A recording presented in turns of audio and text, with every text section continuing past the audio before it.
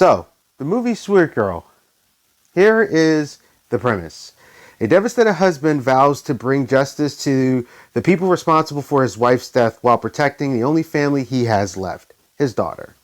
Now, this movie stars Jason Momoa, Isabel Merced, Manuel Garcia, Adria Arjona, Amy Brenneman, Melina Rivero, Justin Bartha, Raza Jaffrey, Lex Scott Davis, Michael Raymond, and several others that aren't as significant, but those are the top ones. So first,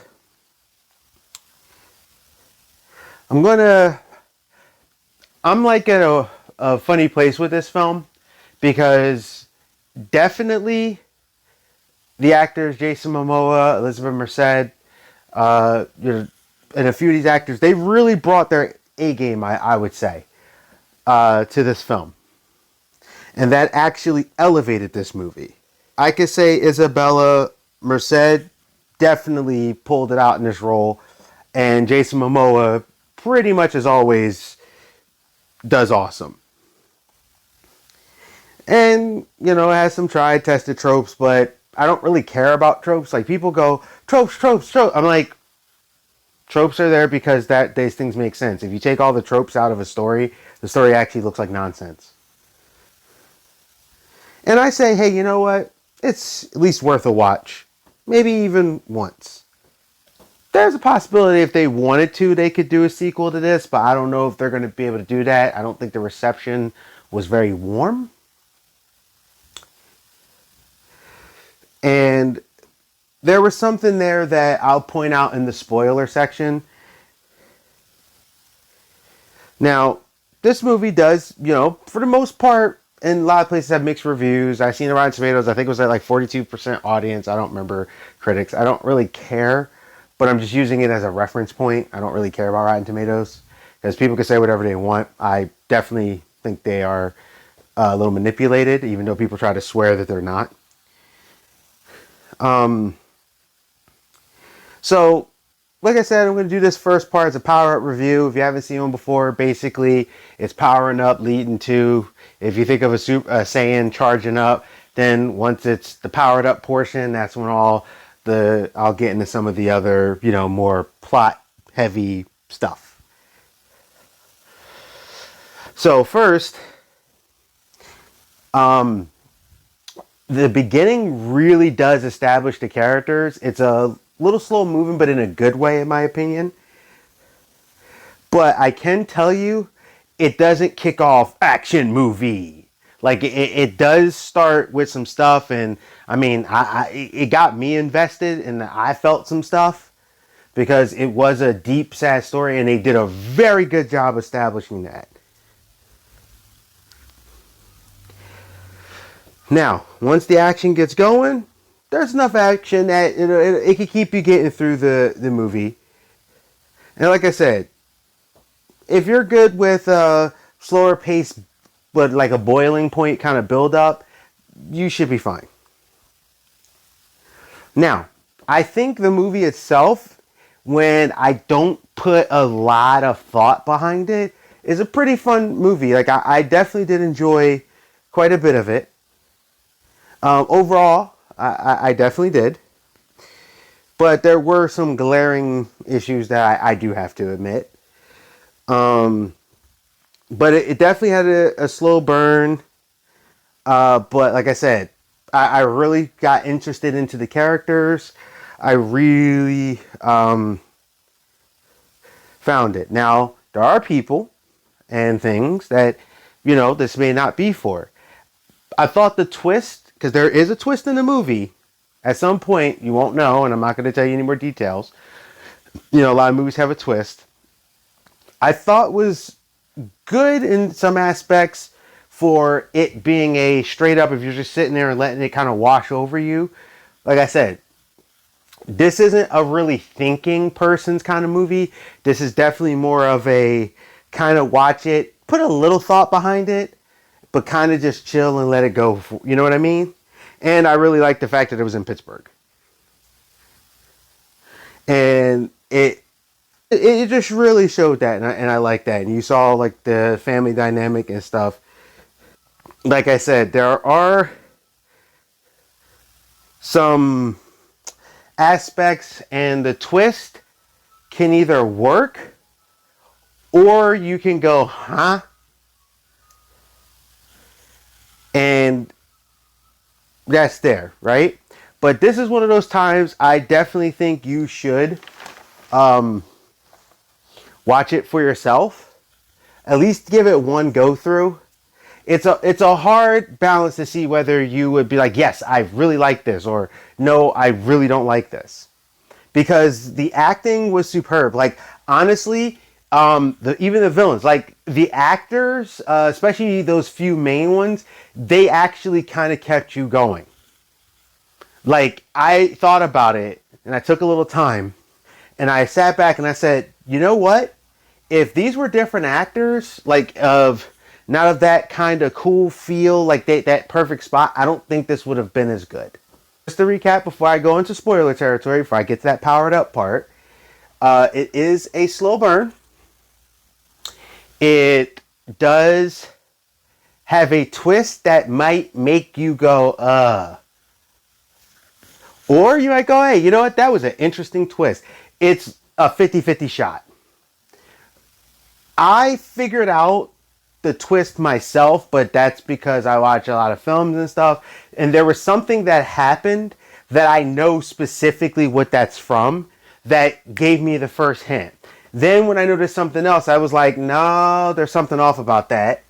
Then they kind of veer you away where it starts to question, and there is something there that I think was a little bit of a mess up with the twist that broke consistency, but there's a way I could write that off in my brain. And then it kind of goes into, okay, here is this now. And with that, they could continue. So, let me give you the rating. Like I said, for nothing else, if you want to see a pretty decent action movie with some good fight scenes, some really hard-hitting stuff, some emotion there, and kind of a surprise, I say give it a shot. Now, for as much as I like, I definitely like the movie overall. Like I said, the actors really are the thing that brought it home for me, because I actually cared about these characters. I felt for these characters, and Jason Momoa brought out some emotions. Besides the fact that he's a large man, but he brought out some emotion that I was like, wow, like I was feeling that. I was really feeling that. So I'm gonna say that this movie, for me personally, was a good time. I had a good time with it, as long as, like I said, I didn't think of the other things afterwards. So now that that part's over and we can move forward, I'm going to get into the spoilers of where these things were. Dang. So now that I gave you time to tell you some things that stood out to me, but that's just how my brain works, but I'm able to separate the two. So you're in the spoiler section now. So here's something that was kind of crazy once you start to think about it. Now, they kept the plot very simple, I think, because it would have convoluted it, and people wouldn't maybe possibly think that deep. So the wife dies because a pharma company illegally pays off competitors, basically, right? When they had a much more affordable generic version of a cancer drug. Now, with this, they were able to do this really straightforward and hide it from their auditors and shareholders. Normally, when these kind of things, especially if it's that big of a payment, usually people are going to question. Especially shareholders if you're a public traded company. But let's say they somehow weren't. Well, you still have auditors. And you would have had to go into that.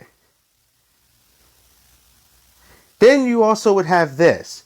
With the company that was probably doing a generic one, 9 times out of 10, usually pharma companies have shareholders, which means the shareholders would have went off and probably opened a lawsuit. Like, it was just, they just stopped it. They just pulled it and they just took it. And it was like, usually people have investments into medicine. So that's weird. And this would have been also kind of crazy because with a generic version of a drug that is known to really help with cancer, that would have been a big moneymaker. And also, too, on top of that, there was no, like, alternatives for this one special drug that exists. Now,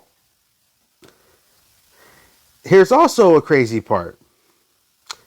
None of the, if you're going to get generics, right? So, for example, if you have headache medicine, and you have a really strong headache medicine, usually there's a generic version because you're not going to be able to patent the thing, but for so long. And even then, it's just a little different. And then it's kind of weird because if they were able to originally get their hands on this generic drug, you're going to tell me that no other company was going to be able to get their hands on that and maybe take out, be like, ooh, well, this thing was here. And if it's and see, here's the problem. It can't be patented if another company was going to release a cheaper version, because then it also means that it was access to the public. So no other company, none, would have taken advantage of that and be like, well, you can't buy us. Now, here's something I don't subscribe to, but I can understand where people would have a problem. And this is where the twist comes in. Jason Momoa, you can even see it in the movie, he is not small. He is a large man who trains with martial arts. And I remember he died after being taken out. Now, some people need to understand and learn something, because I'm sick of people doing this, especially when I was younger. I'm not a big dude. Yeah, I got some weight on me or whatever, but I mean, overall, I'm a short guy. I'm kind of stocky, but especially back when I was younger and I was like training and stuff, I was very lean. Yeah, like I said, I had a little weight for me for my size, but I was solid, but I was also really lean and considered light. When I would do certain like tournaments and stuff, I could take down someone bigger than me. Like, people need to understand that size only matters to a certain degree. Just because someone is smaller than you doesn't mean that you're just going to beat them because you're bigger. There's a probability, but that is a mistake a lot of people used to make when I was younger. So Jason gets attacked by this guy who basically is pure skilled. He gets stabbed, and immediately I looked at the thing and I'm like, no, that stab is a death shot. That was like in your lung and he pulled you with it. Like, it wasn't even like he just, and then threw you. So you see this thing kind of zip up, and then it's like, you go to this thing where you see the daughter after she's training several months later, and the guy goes, just like your dad, right? You see her choking this dude out, and she's starting to snap. Now, that was there to establish she can take down a man. She's training so hard and so good that she could take down a man. But for the rest of the movie, what you start to see is you see Jason doing all these different things. I don't remember the father's name.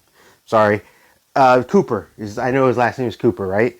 You take down all this stuff, and when she's thinking about something, he just pops up from the dark, and I'm like, and he starts talking to her, and I'm like, that feels like this is going on inside of her head. And what happens is that basically the big twist is revealed. She's imagining her father, and it's actually her. She has a psychotic break, and all of this stuff. She's like channeling him, his personality, or the idea of what his personality is for this revenge situation, right? But the filmmakers want you to think the whole time is Jason Momoa to kind of play up this whole big reveal. But when I finally figured out that it was her, there was a part where she goes, I can't stop him. He doesn't know he's not here. And I'm like, well, that's talking, I've done some psychology. I'm like, that's talking like as if a person has a split personality. And a person can, in this particular thing, if they have a sociopathic tendency or like a break like that, they can literally be seeing something and almost be outside of themselves, as if they're watching it from two different angles. So what told me, I said, oh, she's the one, was when the police officer said, say your name, you're strong. She's like, I'm not strong enough to stop him. And she kept saying, I need him, but I don't. Like, she was talking a certain type of way, which is someone creating a alternate personality to a degree, but she needed her father. And when the woman said, say your name, I was like, that's a tactic for when you're trying to bring someone back from the brink.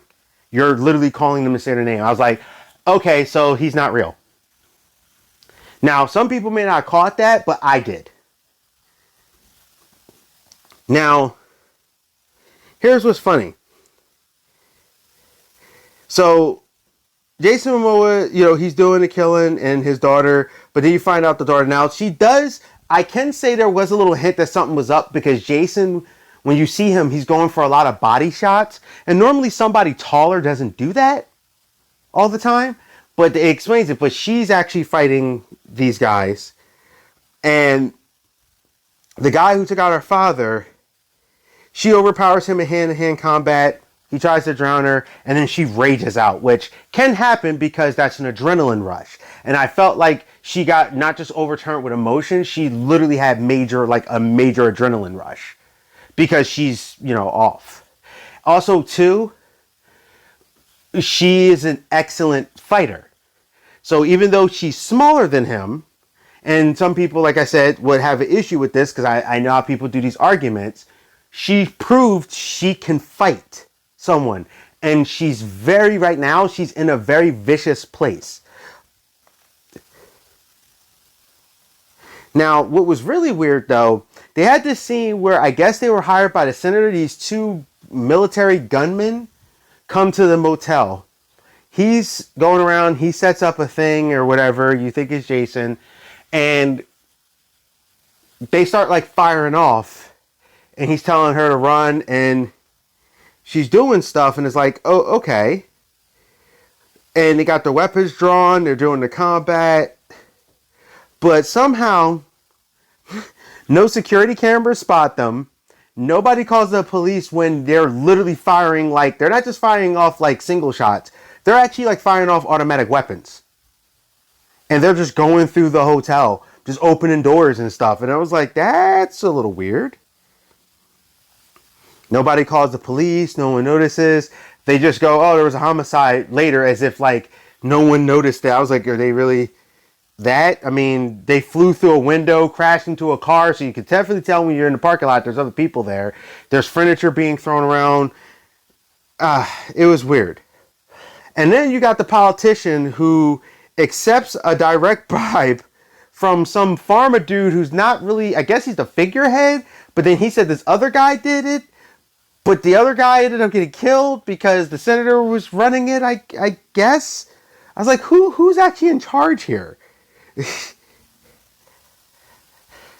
And then it's like, that doesn't make sense. And then instead of like, usually when they accept a bribe, it's usually through like a, like a PAC or a lobby kind of thing. Like, it was literally the way she talked. She was like, I pretty much just took money. Then she admits taking the bribe on a voice recording because she pops the phone and says, I'm going to call the thing, and she has her phone playing, but you can clearly hear her threatening the senator and everything, right?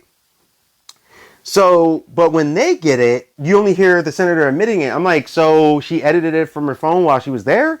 But did she edit the voice? I mean, I do stuff off my phone, but there's certain things I can't do that she did. So what program was she using? And this prompted them, the senator could have been like, because even the senator was like, yo, you're the crazy one. I'm normal. And I'm like, she could have literally just said, I said those things because she put a knife to my throat. I told her what she wanted to hear. But somehow, this sparks the senator, a huge investigation with the senator. and some other stuff. And the one FBI agent, for some reason, is like, I care about the girl. I want to protect the girl. And the guy's like looking and they're being weirdly inconspicuous instead of just speaking like normal people. It wasn't that it wasn't like they weren't speaking like normal people. But what I mean is, it was like the conversations would become shorter. So it wasn't like they weren't having real conversations. It's just that they weren't going deep into the conversations, which would have, and I think they did that on purpose so they wouldn't have to figure out how to talk around to not spoil the twist. Now, this girl, after, she has her revenge killing spree. She implicates, the people for the death of her mother, father, the journalist. She gets the confession, but then she lets the politician go away. I'm like, well, you already took out all these people. You took out the pharma people. I mean, I guess you want the politician to go to jail, but why not just take out the politician too? Well, I mean, maybe for the exposure. Probably because she was like, okay, since you're the top dog, you're the one, once you get exposed, everybody else will get exposed. So that one, I guess I could get behind. But then she just disappears, leaves, has a passport, leaves the country, because she's not on the FBI's most wanted list, by this point or some kind of thing, because she's a deranged killer who decides not to. And then you question the other problem, which is she is definitely mentally unstable, but she's okay now. And she somehow gets away and nobody recognizes her, even though they have pictures and everything of her. She's walking around, she gets on a plane, she leaves, and it's like, okay. So, those are some of my questions when I talked about it, and I needed to point those out because, yes, I did have a good time with this movie. The acting was good. But then it raised the question, could you have told this story without the twist of she's the father? Yes. You also gave the premise that this story was about a father and his daughter. If you wanted her to have action sequences, since she kept saying, I'm coming too, and she's having these whole conversations with her dad where he's like, you need to stay here. And she's like, no, I'm coming too, which is then like, wait a minute, how would she stay there if she's going with you? She's going to have to go with you anyway. They could have just left it that way, and then it would have been a cool story between a father and daughter, even if he didn't make it in the end. Which it already made sense because she got him in the same way he got her father, but then she hacked the assassin. It's just one of those things where it's like, if you wanted Isabella, you could have actually did it from the beginning. Maybe had the father start it and then she take over after he's like, hey, I'm not going to make it. And then do it that way. There's a lot of ways you could have did it. And she, like I said, they did a fantastic job, but I felt like the twist wasn't terrible. And it worked in one aspect, but I beg to wonder if I would have liked it better the other way. If they wouldn't have did the twist and just told the father-daughter story and maybe made an adjustment here or there. But you got to see that for yourself. Like I said, I had a good time with the movie overall. I didn't hate it. And I think the acting is what really brought it home. So this is the Geek Protagonist. Sorry for the long review, but it needed to be talked about. I needed to point out those issues I had with it, just in case you were. You stay safe, you stay healthy, you stay real, and I'll see you.